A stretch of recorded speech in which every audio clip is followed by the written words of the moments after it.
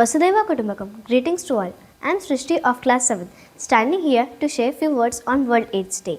Each year on 1st of December, the world commemorates day as the World AIDS Day. People around the world unite to support people living with HIV and to support and to remember those who have died due to AIDS-related illness. Acquired immunodeficiency syndrome (AIDS) is a chronic, potentially life-threatening condition caused by human immunodeficiency virus HIV by damaging your immune system. HIV interferes with your body's ability to and weakens your immune system to fight against infections and diseases. HIV is a sexually transmitted infection (STI). It can also be spread by contact with infected blood and drug injection, use of sharing needles. It can also be spread from mother to child during pregnancy, childbirth or breastfeeding without medication. It may take years before HIV and weakens your immune system to the point that you have AIDS.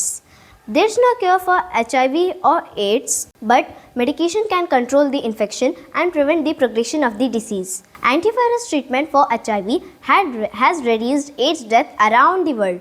It cannot be transmitted through coughing, sneezing or sharing items. Also, it cannot be transmitted through water, food, air, etc. HIV is a virus which attacks human immune system and weakens the ability to fight against infections and diseases.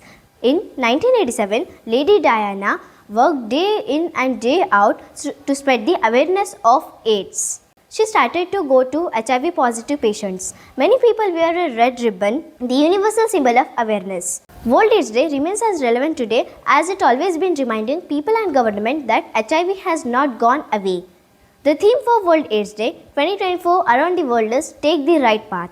The theme highlights the importance of human rights and inclusion for ending AIDS. It also emphasizes the need to remove laws that harm people's rights and enact laws that uphold their rights. Thank you.